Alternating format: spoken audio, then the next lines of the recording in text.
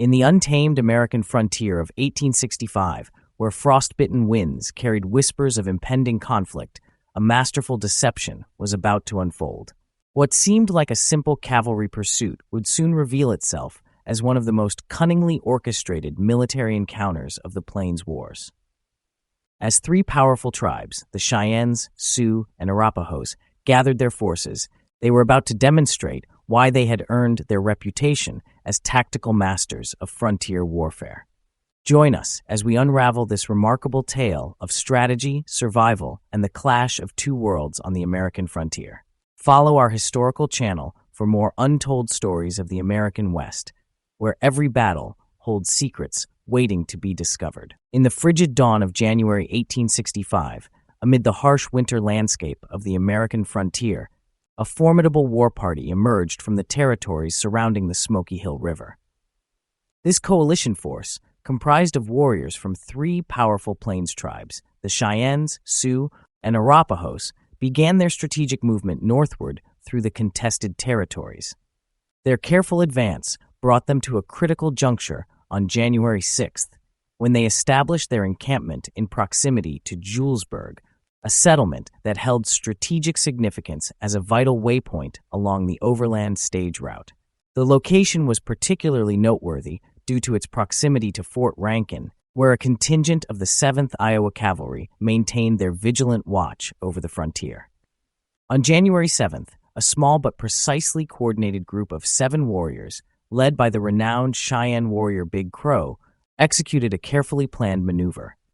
Emerging from the concealment of a deep ravine adjacent to Fort Rankin, they launched a swift and decisive charge toward several post employees engaged in their morning duties outside the stockade's protective walls. The suddenness of their appearance achieved its intended effect. The workers immediately retreated to the safety of the fort's interior, while the cavalry troops, responding with military precision, quickly mounted their horses to pursue what they perceived as an audacious raid by a small group of hostiles. The chase began in earnest, with the cavalry unit pursuing the 7 warriors across the open prairie toward the distant sand hills, approximately 2 miles from the fort's position. Captain O'Brien, commanding the cavalry response, drove his men forward with determined intensity, believing his superior numbers would allow him to overtake the small party before they could reach the natural fortification provided by the sand hills. Despite the cavalry's considerable effort and seeming proximity to their quarry, the distance between pursuers and pursued remained tantalizingly constant. The warriors maintained their pace with precision, keeping just beyond the reach of the pursuing cavalry. As the chase approached its climax near the sand hills, the true nature of the engagement revealed itself in dramatic fashion. The crests of the hills suddenly came alive with the imposing sight of war bonnets and raised lances, transforming the landscape into a warrior's battleground. This masterful execution of military deception illustrated a classic Plains warfare tactic, one that had been refined through generations of combat experience. The 7 warriors, far from being a random raiding party, had served as a carefully chosen decoy force, drawing the cavalry into a precisely planned ambush. What had begun as a pursuit suddenly transformed into a desperate fight for survival, as the true scale of the Native American force revealed itself on the heights above. Through this sequence of events, each side demonstrated their tactical understanding of frontier warfare. The Native Americans, with their sophisticated use of terrain and deception, and the cavalry, with their rapid response capability and pursuit tactics. The encounter would prove to be merely the opening move in a larger strategic engagement that would unfold across the frontier landscape. The ambush proved devastatingly effective against O'Brien's cavalry force, resulting in catastrophic casualties that nearly obliterated the entire unit. The precise toll of the engagement was meticulously documented. 1 sergeant, 14 privates, and 4 civilians lost their lives during their desperate retreat to Fort Rankin, bringing the total fatalities to 18 men. In the aftermath of the main engagement, the victorious Native American forces encircled the stockade, their victory cries echoing across the battlefield as they demonstrated their dominance of the territory. The strategic offensive continued as the combined tribal forces turned their attention to Julesburg itself. The settlement, though thoroughly plundered, avoided civilian casualties due to the timely evacuation of its population to the protective walls of Fort Rankin. However, this was merely the beginning of a broader campaign. On January 28th, the coalition forces expanded their operations, launching a coordinated attack on Harlow's ranch along the stage line. The assault resulted in the deaths of 2 men and the capture of 1 woman, with the ranch being systematically destroyed by fire. The same day witnessed a carefully orchestrated series of raids against 3 additional settlements. The attacking forces employed systematic destruction, targeting essential infrastructure by burning buildings and hay supplies, while methodically looting commercial establishments. These coordinated actions effectively paralyzed stage line operations for several weeks, demonstrating the strategic impact of their campaign. During these operations, the Cheyenne warriors encountered a group of 9 recently discharged soldiers from the 3rd Colorado Cavalry, the same unit responsible for the Sand Creek Massacre. These former soldiers, traveling eastward, were intercepted by the war party. The encounter took on additional significance when, upon searching the dead soldiers' possessions, the warriors discovered 2 scalps of their own people, identifiable by distinctive tribal hair ornaments. This discovery transformed what had been a military engagement into an act of retribution.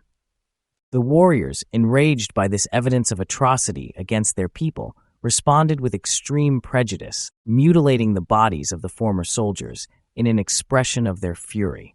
This incident illustrated the deep-seated tensions and cycle of violence that characterized the conflict, with each side's actions fueling further reprisals. Throughout the following fortnight, the Allied tribal forces executed a systematic campaign of strikes against key settlements and infrastructure along the frontier. Their coordinated attacks targeted and destroyed multiple strategic locations in succession. The Beaver Creek stage station fell first, followed by the Morrison Ranch, where the assault resulted in 7 civilian casualties and the capture of Mrs. Morrison and her child. The campaign continued with methodical precision, claiming the Wisconsin Ranch, Washington Ranch, Lillian Springs Ranch, Gatrell's Ranch, Moore's Ranch, and numerous other settlements. The offensive extended to mobile targets as well, with 3 wagon trains traveling westward along the Oregon Trail, falling prey to capture and systematic looting. The Allied forces demonstrated their growing tactical confidence with a second, more decisive assault on Julesburg. This time, they executed a complete destruction of the settlement through fire, while the garrison at Fort Rankin, positioned a mile distant, was forced to witness the devastation without capability for effective intervention. This pattern of aggressive warfare had been escalating since 1862, with the Southern Cheyenne exacting a heavy toll on settler populations and engaging in increasingly intense confrontations with military forces, confrontations that would ultimately culminate in the significant Powder River Campaign of 1865. By mid-July of that year, the conflict's focus shifted to the vicinity of Platte Bridge, where a stockade maintained by Kansas cavalry forces stood as a critical defensive position. The Cheyenne forces initiated contact with a preliminary skirmish near the fortification before executing a tactical withdrawal to concealed positions on the opposite bank of the Platte River. Intelligence reached the garrison regarding an approaching wagon train with minimal military protection moving downstream toward the post. In response, Lieutenant Casper Collins was assigned command of a detachment tasked with establishing contact and ensuring the convoy's safe arrival. This sequence of events demonstrated the evolution of plains warfare tactics as both tribal forces and military units adapted their strategies to the changing dynamics of frontier conflict. The systematic targeting of civilian infrastructure, combined with sophisticated military maneuvers, reflected a level of strategic coordination that would characterize the broader campaign. The initial reconnaissance of the terrain revealed no visible Native American presence, leading to a false sense of security among the fort's personnel, who concluded that the Cheyenne forces had abandoned their positions in the surrounding territory. Operating under this misapprehension and adhering to his orders with military discipline, Lieutenant Collins advanced his detachment across the bridge and onto the elevated plain beyond, unaware of the tactical disadvantage into which he was maneuvering his forces. The Cheyenne warriors executed their ambush with devastating precision, materializing from concealed positions with such suddenness that it appeared as if they had emerged directly from the earth itself. Their initial deployment effectively severed Collins's line of retreat to the bridge.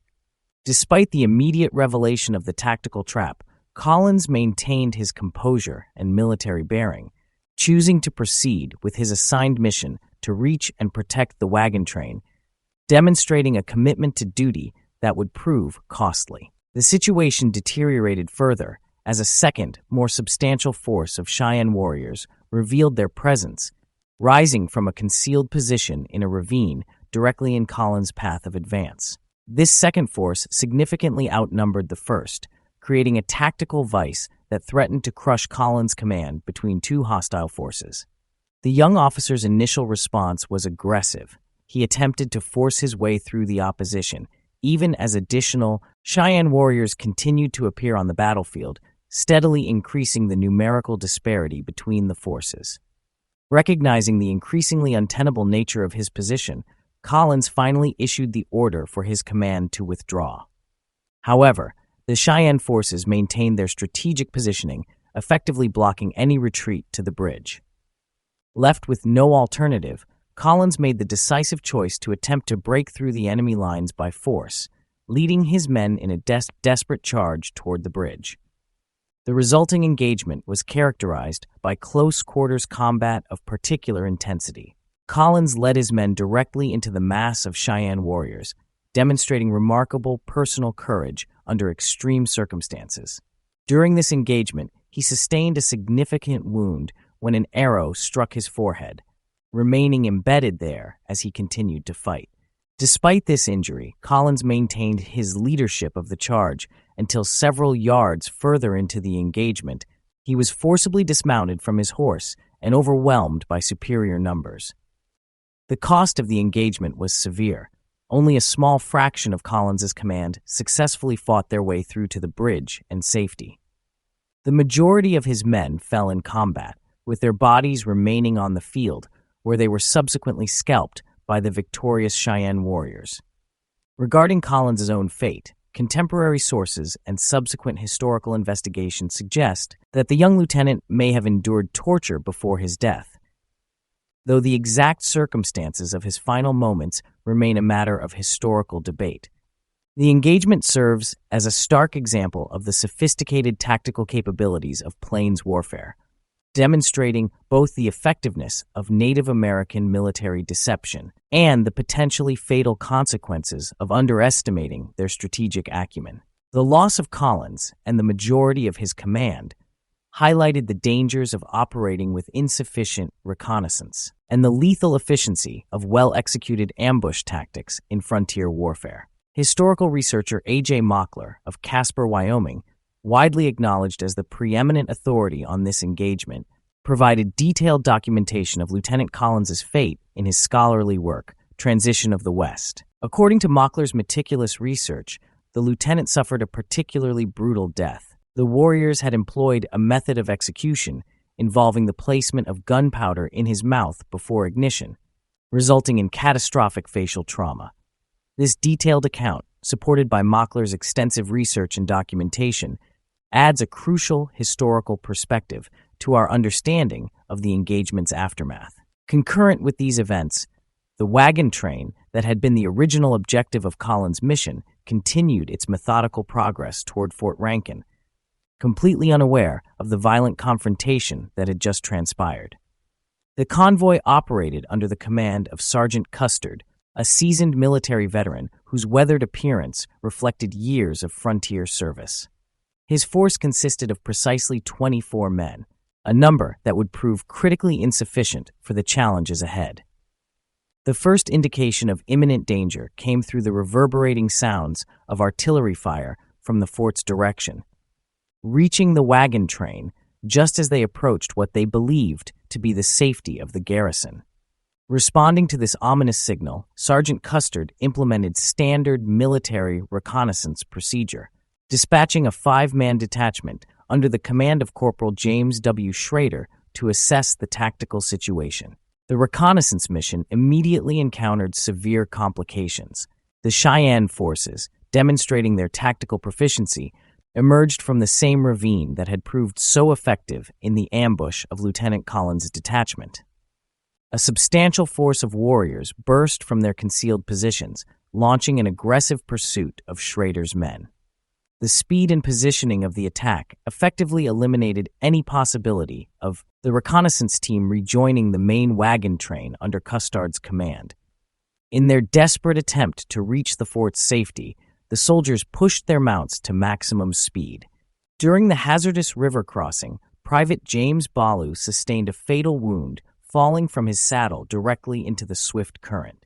The strategic positioning of the Cheyenne warriors and the challenges of the terrain prevented any recovery attempt of Ballou's remains, which were lost to the river's flow, creating a permanent gap in the historical record of the engagement's casualties. This sequence of events illustrated the sophisticated tactical coordination of the Cheyenne forces, who effectively exploited their knowledge of the terrain to split and isolate the military units, maximizing the impact of their numerical superiority while minimizing their own casualties. The remaining soldiers made it across the river, but Edwin Summers was killed on the far bank. Corporal Schrader, Private Brian Swaim, and Private Henry Smith spent 2 hours alternating between running and hiding in the riverbank brush before finally reaching the fort. Meanwhile, Custard saw his advance guard cut off and arranged his wagons into a defensive circle. A large group of Cheyenne warriors, returning from killing Collins and his men, rode toward the wagon train. They charged around the wagons amid noise and gun smoke from the defenders' weapons. Several warriors were shot and fell. The Cheyennes pulled back beyond shooting range. The soldiers likely felt temporary relief at this withdrawal. However, unlike typical Plains Indian attacks that often ended after such a repulse, these Cheyenne warriors were determined to exact further revenge for the Sand Creek Massacre. A massive warrior wearing an ornate war bonnet then appeared, riding slowly toward the wagon train. The initial defense proved effective, with multiple Cheyenne warriors falling under the concentrated fire from the wagon corral. This successful resistance forced the attacking force to withdraw beyond the effective range of the defenders' weapons. This temporary reprieve allowed Custard's men a brief moment to regroup and reinforce their positions. However, this tactical withdrawal deviated from the standard pattern of Plains warfare, where such initial repulses typically signaled the conclusion of an engagement. The Cheyenne forces, motivated by the memory of the Sand Creek Massacre, demonstrated their intent to pursue a more decisive outcome. The appearance of a commanding figure, a warrior of impressive physical stature adorned with an elaborate war bonnet, signaled the beginning of a new phase in the engagement. His deliberate approach toward the wagon train carried clear tactical significance, suggesting a shift in the Cheyenne strategy. A formidable warrior advanced deliberately toward the wagon train, his status immediately evident from the elaborate war bonnet he wore. This was Roman Nose, who had emerged as the most prominent military leader among the Cheyenne. His original name was Saltz, meaning the bat in the Cheyenne language. However, due to his distinctive facial feature, a prominent hooked nose that recalled the sharp beak of a predatory bird, white settlers began calling him Roman Nose. This name was subsequently embraced by his own people, who translated it into their language as Wakani, or hook nose, demonstrating the fluid nature of naming conventions in this period of cultural interaction. Roman Nose's physical presence commanded immediate respect. Standing 6 feet 3 inches tall in his moccasins, he carried his 230 pounds with remarkable efficiency. Observers noted that his powerful frame showed no excess weight.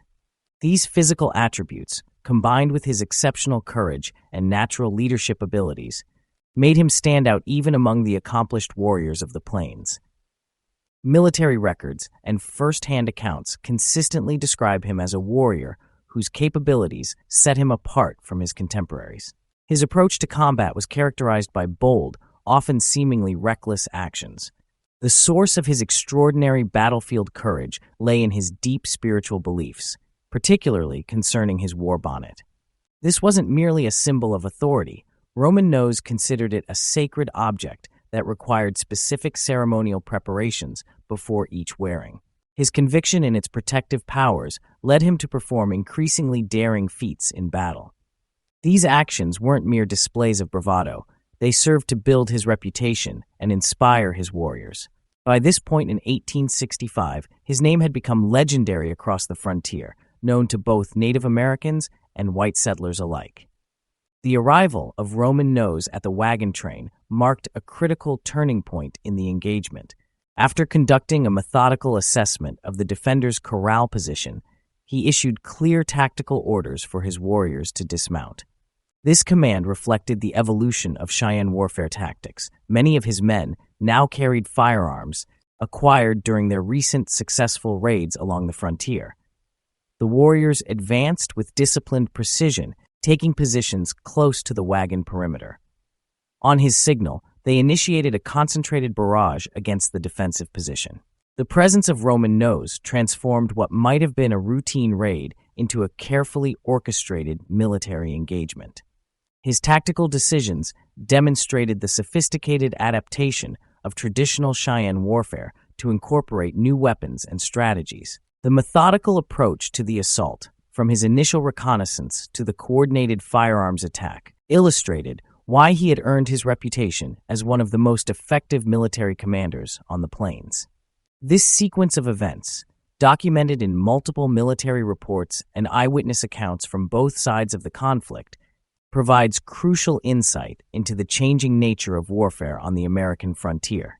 Roman Nose's leadership in this engagement exemplified the Cheyenne response to evolving military challenges, combining traditional warrior culture with adaptive tactical innovations. Under the concentrated fire from the Cheyenne warriors, the defending soldiers were systematically eliminated. At 3 p.m., Roman Nose ordered a ceasefire. In a display of both tactical assessment and personal courage, he rode alone around the wagon circle at close range, deliberately attempting to provoke return fire from any surviving defenders. His challenge met with silence. Roman Nose then made the decisive move to enter the defensive circle personally. What he found confirmed the effectiveness of the Cheyenne attack. The interior of the wagon corral was filled with dead and severely wounded soldiers. The remaining Cheyenne warriors then entered the circle and killed all surviving defenders. This engagement occurred during a period of significant tribal movement. The Cheyenne had already relocated northward from Colorado, a migration prompted by the Sand Creek Massacre. Their continued movement north was strategically motivated. They sought to join forces with new allies among the Sioux nations. These allies included two main groups, the Dakota, also known as the Yankton, and the Teton, also called Lakota. This coalition would prove significant in the conflicts to come. The timing of these events coincided with changes in U.S. military operations on the plains.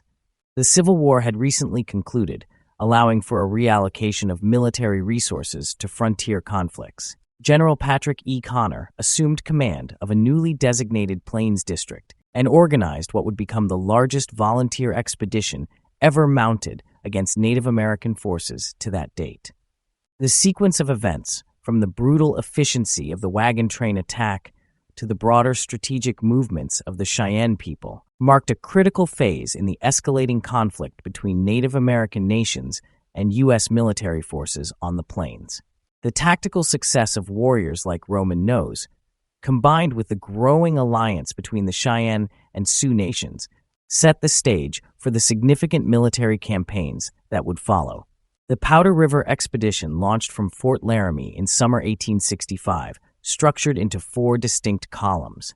The right column's composition was precisely documented. Colonel Nelson Cole of the 2nd Missouri Light Artillery commanded 8 companies of his regiment, reconfigured to serve as cavalry, supported by a section of 3-inch rifled artillery pieces. His force also included 8 companies from the 13th Missouri Cavalry, bringing his total strength to 800 men. Lieutenant Colonel Samuel Walker led the center column, consisting of 600 men from the 16th Kansas Cavalry. Walker brought significant combat experience to this command, having served during the Bleeding Kansas period. Despite being partially disabled by a hip condition, he had established a formidable reputation as a combat leader. Colonel J.H. Kidd commanded the left column, bringing his experience from serving under Major General George A. Custer during the Civil War's Eastern campaigns. His force comprised multiple units, 6 companies from his own 6th Michigan Cavalry, 200 men, a contingent of 90 troops from the 7th Iowa Cavalry, another 90 from the 11th Ohio Cavalry, and 95 Pawnee Scouts. The precise numbers of each unit reflect the detailed military record-keeping of the period. This organizational structure demonstrated the U.S. military's approach to large-scale operations against Native American forces, combining different cavalry units with artillery support and indigenous scouts.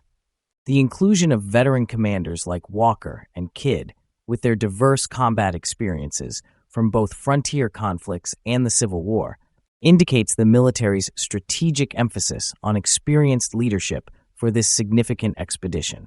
The 4th West Column's composition and command structure was precisely detailed. Captain Albert Brown of the 2nd California Cavalry led 2 companies totaling 116 men, supplemented by a company of Omaha and Winnebago Scouts under Captain E.W. Nash. General Connor personally accompanied the left and west columns, with legendary mountain man Jim Bridger serving as their scout. The expedition's total strength fell significantly short of its planned numbers. The force was 3,000 men under intended strength due to 2 main factors. First, many volunteers demanded discharge, citing the Civil War's conclusion as justification. Second, as Major General Grenville M. Dodge, commander of the Department of Missouri, explicitly reported, remaining troops exhibited disciplinary problems, specifically describing them as mutinous, dissatisfied, and inefficient. The right column of the expedition, commanded by Colonel Nelson D. Cole, consisted of 1,400 Missouri troops, supported by 140 supply wagons. Their mission was clearly defined: advance from Omaha, Nebraska, following the Lup River's westward course to the Black Hills. Their ultimate objective was to rendezvous with General Connor's forces near the Powder River, forming a crucial part of the converging strategy. Lieutenant Colonel Samuel Walker led the center column, comprising 600 Kansas cavalry troops. Their operational directive was straightforward: move northward from Fort Laramie and navigate through the challenging territory west of the Black Hills. This force was positioned to provide strategic support between the eastern and western elements of the campaign. The combined left and west columns drew troops from multiple states including California, Iowa, Michigan, Nebraska, and Ohio. This diverse force was supplemented by Indian scouts and supported by a dedicated supply wagon train.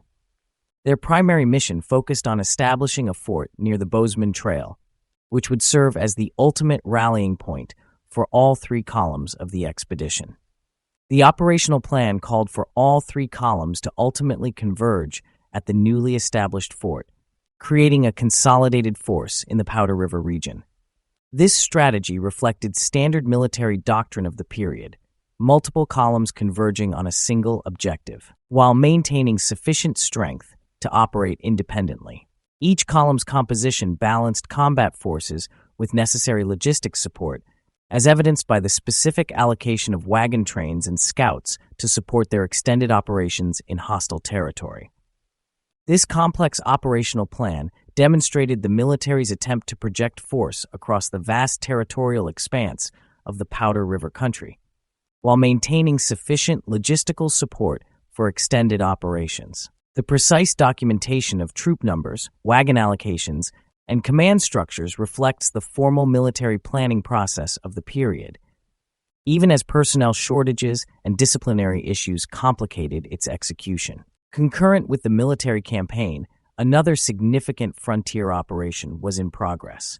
James A. Sawyers headed a federally funded expedition tasked with constructing a road connecting Niobrara, Nebraska on the Missouri River, to Virginia City, Montana. This civil engineering project, protected by military escorts, proceeded along the Bozeman Trail during the same period that Connor's forces operated in the Powder River Basin.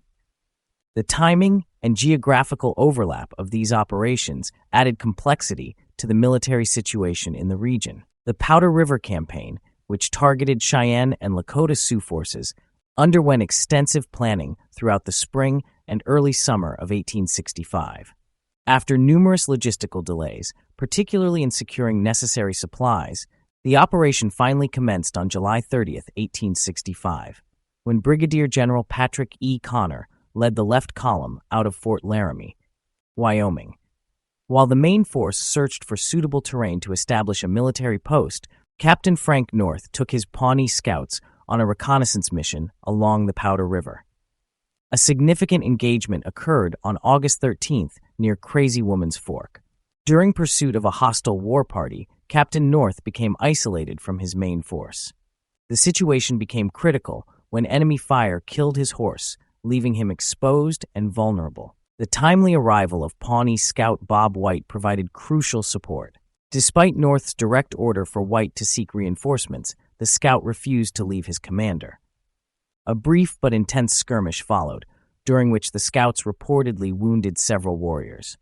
The engagement concluded with the arrival of additional scout forces. The interaction between Sawyer's road-building expedition and Connor's military campaign demonstrates how infrastructure development and military operations often proceeded simultaneously in frontier territories, each affecting the other's progress and security considerations. The incident at Crazy Woman's Fork, with its specific details of combat dynamics and individual actions, provides insight into the nature of small unit engagements during this campaign. James Sawyers, a prominent Iowa merchant, initiated an expedition aimed at establishing a shorter route to Montana during the height of its gold rush.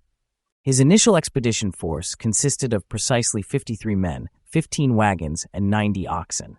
The party was augmented by additional civilians, an immigrant group with 5 wagons and a substantial commercial presence from C.E. Hedges, and Company of Sioux City, Iowa, which contributed 36 freight wagons. Military protection was provided by Captain George Williford, commanding 143 men of the Volunteer Dakota Cavalry.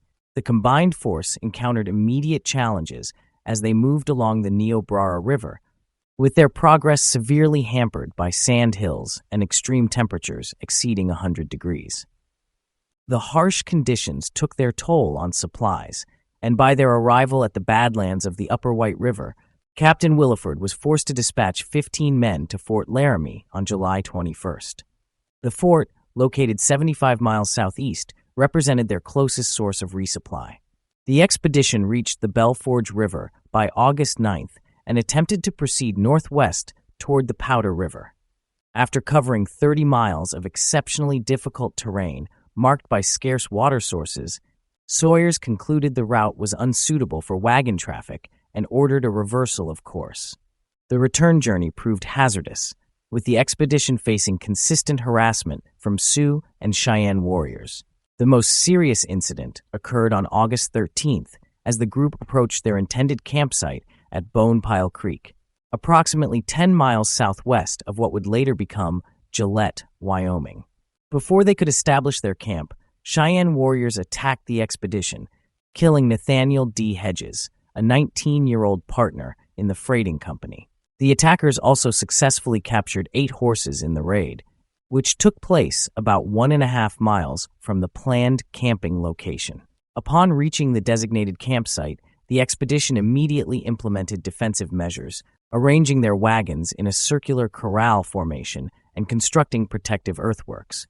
Nathaniel D. Hedges was buried within the corral's perimeter, with efforts made to conceal the grave site. The following day brought another attack, with Native American warriors attempting to capture the expedition's horses, but being successfully repelled. August 15th marked a significant escalation when approximately 500 Sioux and Cheyenne warriors surrounded the camp and initiated an attack with firearms. A divide emerged within the expedition's leadership regarding strategy. Several members advocated for negotiations and offering supplies to the warriors, while Captain George Williford expressed strong opposition to this approach, believing it would prove ineffective. Despite Williford's objections, the expedition provided the warriors with substantial provisions, including sugar, bacon, coffee, flour, and tobacco. Williford's skepticism proved well-founded when, as the wagon train attempted to resume its journey, a large force attacked. The assault resulted in 2 military casualties, John Ross and Anthony Nelson. The expedition's return fire killed 2 warriors. They recovered and buried Nelson's body alongside hedges, but Ross's remains were never located. Following this engagement, the warrior force withdrew, allowing the expedition to proceed. Meanwhile, the military campaign continued to develop in the region. General Connor's left column advanced along the Bozeman Trail, reaching the Powder River country on August 11th. After conducting reconnaissance for an appropriate location, they began construction of a new military installation initially named Fort Connor, which would later be redesignated as Fort Reno. In the rugged terrain of northeastern Wyoming, Captain Frank North led his combined force of volunteers and Pawnee Scouts on a relentless pursuit. Their skilled trackers read the landscape, discovering signs of recent passage, trampled grass, disturbed earth, and telltale traces of a large group moving northward. The evidence pointed to a Cheyenne band traveling with 40 horses and mules, accompanied by travois. The pursuit intensified as they followed the trail along the Powder River, finally closing in on their quarry 50 miles north of the newly established Fort Connor. The Cheyenne, spotting the approaching Pawnee Scouts, made a fatal misinterpretation of the situation. The sight of Native American riders approaching their position led them to believe they were encountering friendly forces. Operating under this assumption, they maintained an open and peaceful posture, their guards lowered in anticipated greeting.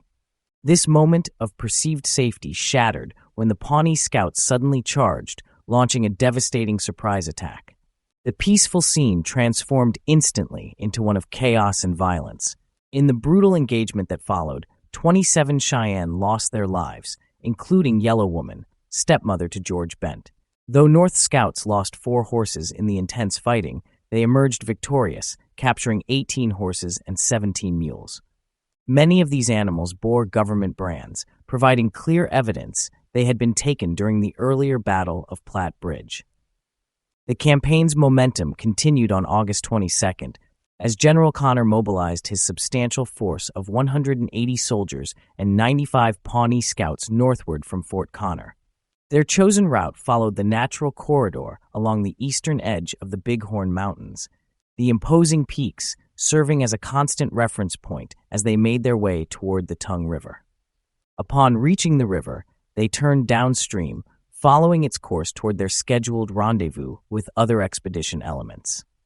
While this advance encountered only sporadic resistance, with minor skirmishes testing their progress, the nature of their mission changed dramatically on August 28th. Pawnee Scouts, returning from their reconnaissance, brought crucial intelligence. They had discovered an Arapaho village situated 40 miles upstream at the Tongue River's headwaters. This discovery would transform what had been a campaign of pursuit into something far more significant, setting the stage for a major engagement that would shape the course of the entire expedition. From their position on Prairie Dog Creek, Connor's forces prepared for a decisive strike. The operation began with a carefully coordinated night march, culminating in a dawn attack on Chief Black Bear's Arapaho camp on August 29th. The timing proved significant. The Arapaho were in the midst of breaking camp when the cavalry struck. The camp was particularly vulnerable, as Chief Black Bear and many of his warriors were absent, engaged in combat with Crow forces along the Bighorn River. Only Medicine Man remained with a group of older men, women, and children. Despite their disadvantaged position, the remaining warriors mounted an immediate defense, buying crucial time for their families to flee. The cavalry's initial charge overwhelmed the camp's defenses, leading to the village's destruction. The fighting evolved into a running battle as U.S. forces pursued the Arapaho for 10 miles along Wolf Creek. The Arapaho warriors conducted a desperate but effective rear-guard action, prioritizing the protection of their fleeing families. Only the timely deployment of artillery prevented the soldiers from suffering a potential military disaster. General Connor, displaying both aggressive leadership and perhaps tactical recklessness, personally spearheaded the pursuit. His eagerness for engagement led him to outpace most of his command, finding himself ahead with only 14 soldiers. At this point, the Arapaho warriors seized the opportunity, turning to confront the isolated general and his small group.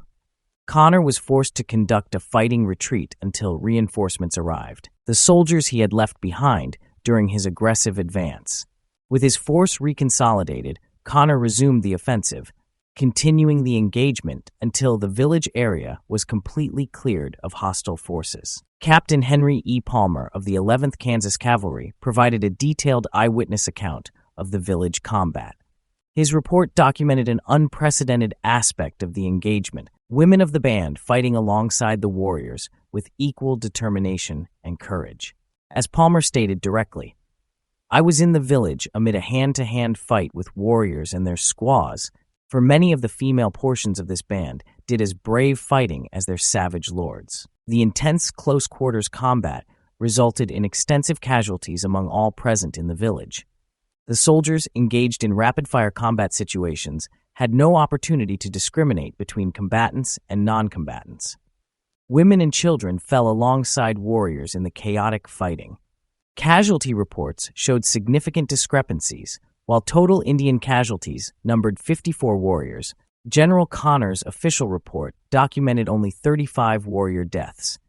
The operation also resulted in the seizure of between 500 to 1,000 horses. Although 18 women and children were initially taken prisoner, military commanders later ordered their release. U.S. forces suffered their own losses, 2 soldiers and 3 scouts killed, with an additional 7 soldiers wounded. The withdrawal of U.S. forces proved challenging. Native American forces mounted an aggressive pursuit, successfully recapturing several horses and maintaining consistent pressure on the withdrawing column for several days.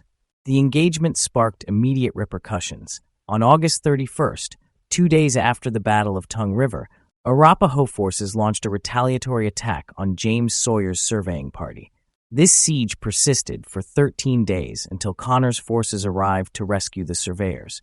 While Connor's left column achieved these limited successes, the center and right columns, under Colonel Samuel Walker and Nelson Cole, faced severe adversity.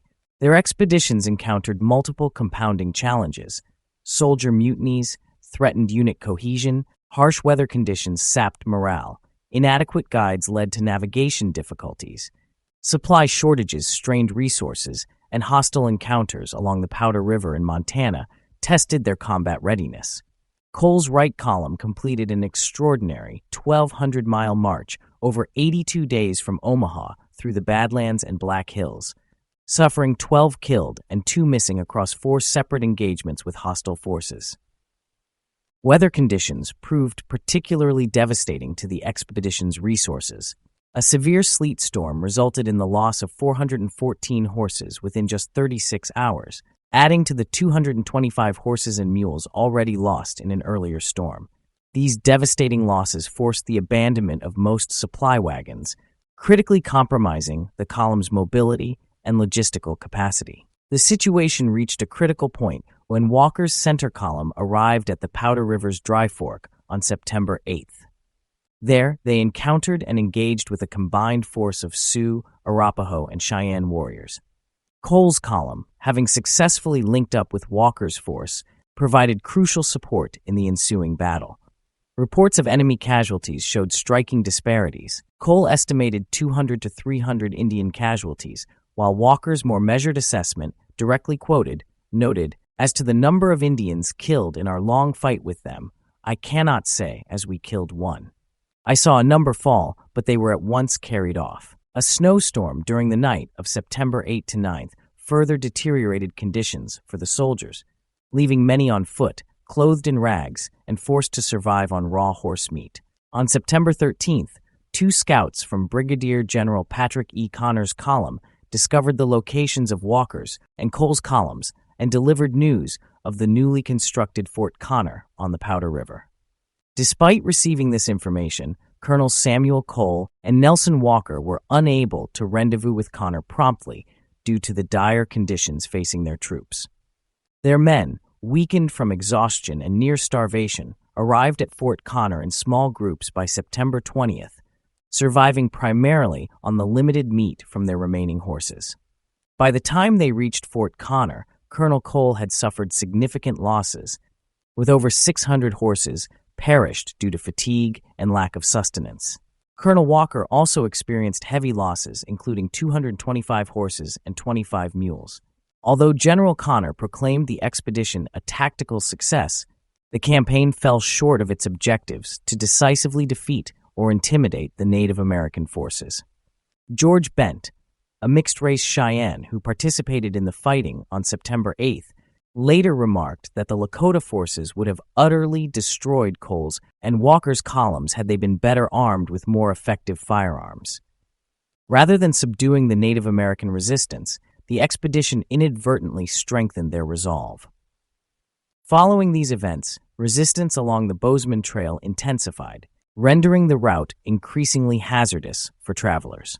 In response, the United States government temporarily closed both the Bozeman Trail and the Oregon Trail to westward immigrants, acknowledging the growing risks. Meanwhile, the Sioux, bolstered by new alliances with the Cheyenne and Arapaho tribes, emerged from the conflict more united and better equipped than ever before. Over the harsh winter of 1865, these Allied forces prepared for a significant counteroffensive, which would begin in the spring of 1866 and come to be known as Red Cloud's War. This series of events marked a critical escalation in the conflict between the United States and Native American tribes in the region. The loss of manpower, resources, and morale on the U.S. side contrasted sharply with the rising determination and coordination among the Sioux and their allies. Despite the short-term establishment of Fort Connor, the broader campaign's inability to achieve lasting control over the territory foreshadowed the prolonged struggle that would follow in subsequent years.